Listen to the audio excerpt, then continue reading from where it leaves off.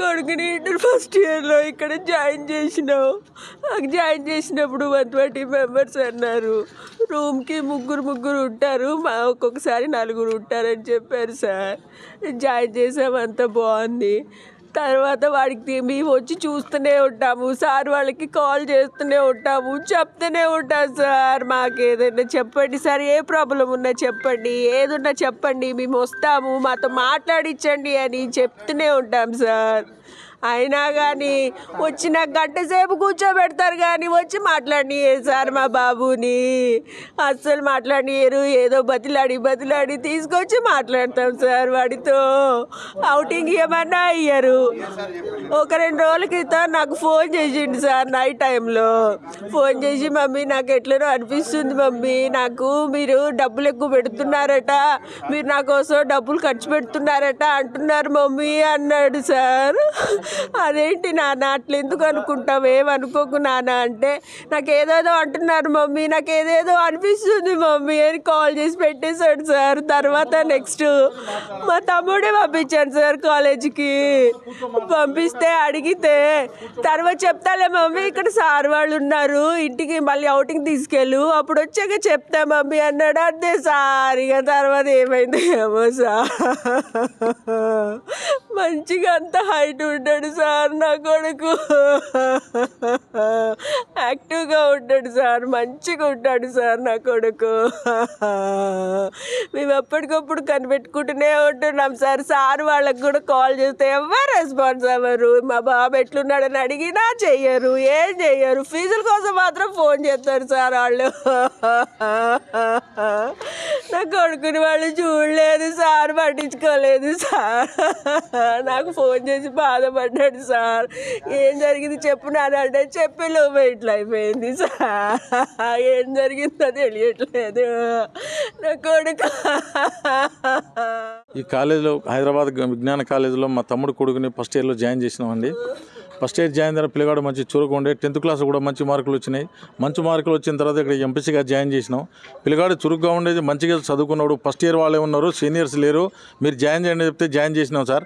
ఆ తర్వాత సీనియర్స్ కూడా తీసుకున్నారు. ఇక్కడ సీనియర్స్ వల్ల పిల్లగాడు చెప్తా ఉన్నారు, ర్యాగింగ్ చేస్తా ఉన్నారు, ఇబ్బంది అవుతా ఉంది, మేనేజ్మెంట్ పట్టించుకోవట్లేదు, చూడని చెప్తా ఉన్నాడు సార్.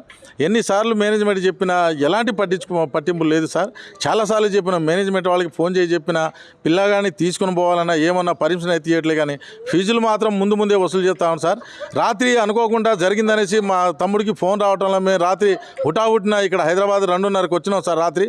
రాత్రి నుండి వచ్చినా కానీ పోలీస్ డిపార్ట్మెంట్ మనం ఇక్కడనే ఆపుతాంలే, కానీ మేనేజ్మెంట్ వాళ్ళు ఇప్పుడు వరకు ఒక్కళ్ళు కూడా వచ్చిన దాఖలాలు లేవు సార్. పిల్లగాడు ఎక్కడ ఉన్నాడు, హాస్టల్ ఇక్కడ ఉన్నాడా, లేకుంటే మార్చిలో ఇక్కడ గాంధీ హాస్పిటల్ అయితే ఏ హాస్పిటల్ పెట్టారో మాకు చూపెట్టంటే చూపెట్టే వాళ్ళే లేరు సార్.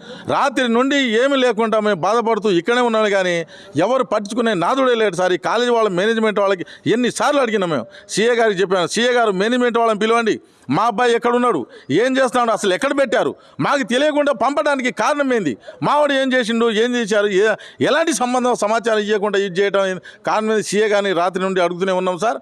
పిల్లగాడికి ఆయన రెడ్డి అని ఉన్నారు, గోపాలరెడ్డి సార్కి ఒక్కసారి ఫోన్ చేసి స్విచ్ ఆఫ్ చేసిన, దాదాపు మేము అందరం కలిసి 100 సార్లు చేసి ఉంటాం. రింగ్ అయితే కానీ తీయలేకపోతాను సార్. ఇప్పుడు దాకా రాత్రి నుండి వచ్చిన వాళ్ళు మాకు ఇక్కడ ఎవరు లేరు, దిక్కుతోచిన పరిస్థితుల్లో ఈ కాలేజీ ముందు ఉన్నాము. ఇప్పటికే సీఏ గారికి చెప్తూనే ఉన్నాను, సీఏ గారు కాలేజీ మేనేజ్మెంట్ వాళ్ళని పిలవండి, మా పిల్లగాడు ఎక్కడుండి మాకు ఒప్పచెప్పండి, మా పిల్లగాడు ఎక్కడుండో మాకు ఒప్పచెప్తే మా పిల్లగాడిని తీసుకొని పోతామని ఎన్నిసార్లు చెప్పినా సీఏ గారు కూడా వస్తారని ఇప్పుడే కాలయాపన చేయడం జరుగుతూ ఉన్నాయి సార్. ఈ విధంగా జరుగుతూ ఉంటే ఇదే మా అబ్బాయి కాదు సార్. ఎక్కడైనా ఉన్న పిల్లగాడు, మనం ఏ తల్లిదండ్రులైనా కూలీ చేసిన నాలి చేసిన పిల్లగాడు మంచి చదువుకోవాలి, భవిష్యత్తు ఉండాలనే ఆలోచనతోనే పెడతా ఉంటాంలే, కానీ సార్ ఈ విధంగా జరగడం తల్లిదండ్రుల యొక్క రోజున ఇక్కడ ఉన్న వాళ్ళ జనము చూడలేక చాలా బాధపడతాను సార్. ఒకడే కొడుకు, ఆ కొడుకుని ఏంటంటే తల్లిదండ్రులు చదువుకొని మంచి ప్రయోజనం చేద్దామని ఆశ పెట్టుకొని ఈ విధంగా పంపిస్తూ ఉంటే కాలేజీ యాజమాన్యం ఈ విధంగా చేసి పిల్లల్ని ఈ విధంగా అన్యాయం చేయడం అనేది చాలా దారుణం సార్. నమస్తే. ఏదైతే నిన్న రాత్రి ఇగ్నైట్ కళాశాలలో శ్రీకర్ అనే వ్యక్తి ఆత్మహత్య చేసుకోవడం జరిగింది, ఈ శ్రీకేతన్ అనే వ్యక్తి నిన్న ఆత్మహత్య చేసుకోవడం జరిగింది. ఏదైతే నిన్న దాదాపు 6 గంటల సమయంలో విద్యార్థి లోపలికి వెళ్ళి ఆత్మహత్య చేసుకున్నప్పటికీ కనీసం పోలీసులకు సమాచారం ఇవ్వకుండా వీళ్ళు ఆసుపత్రికి తీసుకెళ్లడం జరిగింది.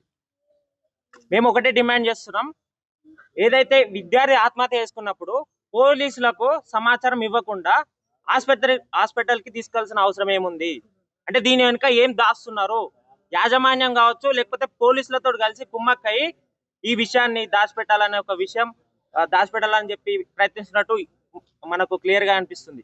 అదే విధంగా ఘటన జరిగినప్పుడు కనీసం విద్యార్థి యొక్క పేరెంట్స్ కి ఇన్ఫార్మ్ చేయకుండా ఉస్మానియాకి తరలించాల్సిన అవసరం ఏముందని చెప్పి ఈ రోజు డిమాండ్ చేస్తా ఉన్నాం. ఏదైతే ఏదైతే విద్యార్థి మృతి పట్ల కనీసం కండోలెన్స్ కూడా తెలియకుండా యాజమాన్యం ఇప్పటికి కూడా ఘటనా స్థలానికి చేరుకోని పరిస్థితి ఈ రోజు ఇక్కడ ఇగ్నైట్ కళాశాల దగ్గర నెలకొంది. మేము ఒకటే డిమాండ్ చేస్తున్నాం, ఏదైతే విద్యార్థి మృతికి కారణమైనటువంటి ప్రతి ఒక్కరిని కూడా ఇందులో చేర్చి ప్రతి ఒక్కరు కూడా శిక్ష పడేలా పోలీస్ వారు కూడా చర్యలు తీసుకోవాలని చెప్పి ఒకటి డిమాండ్ చేస్తున్నాం. అదే విధంగా ఏదైతే కాలేజ్ కి మినిమం పర్మిషన్స్ లేకుండా డిఐఓ గారు కావచ్చు, లేకపోతే ఎడ్యుకేషన్ డిపార్ట్మెంట్ కావచ్చు, ఏ విధంగా ఈ కాలేజ్ ని ఇంకా కొనసాగిస్తున్నారని చెప్పి అఖిల భారతీయ విద్యార్థి పరిషత్ తరఫున డిమాండ్ చేస్తున్నాం. వెంటనే కాలేజ్ అనుమతులు రద్దు చేయాలి, అదే విధంగా బాధ్యులైన వారి మీద కఠిన చర్యలు తీసుకోవాలని చెప్పి అఖిల భారతీయ విద్యార్థి పరిషత్ తరఫున డిమాండ్ చేస్తున్నాం. శ్రీకేతన్ అనే విద్యార్థి యొక్క ఆత్మహత్య అనేక అనుమానాలకు దారితీస్తా ఉంది. రోజు 4:30 ప్రాంతంలో రూమ్ లోకి వెళ్ళిన శ్రీకేతన్ 8:30 వరకు దాదాపు కళాశాల యాజమాన్యం ఎవరు పట్టించుకోలేదు, ఆత్మహత్య చేసుకుండని చెప్పేసి కల్లబొల్లి మాటలు చెప్తా ఉన్నారు. మరి అసలు ఆత్మహత్య జరిగిన సందర్భంలో పోలీస్ స్టేషన్ కి తీసుకుపోతున్న సందర్భంలో అసలు ఏ కానిస్టేబుల్ వచ్చారు, ఎవరు వచ్చారు అనేది కూడా ఇప్పటికీ అనేక అనుమానాలకు తావిస్తుంది.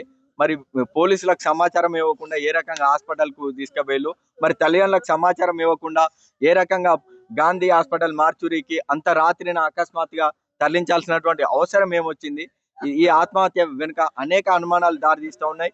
ఉరి అని చెప్పి చెప్తా ఉన్నారు, మరి అంత చిన్న కిటికీకి ఉరేసుకుండ్రు అని చెప్పేసి ఎవరు మరి ఎటువంటి సౌండ్ రాలేదు, ఎవరు ఎందుకు అబ్జర్వ్ చేయలేదు, అనేక అనుమానాలు ఉన్నాయి. కాబట్టి దీని మీద పూర్తి స్థాయి విచారణ చేపట్టాలి.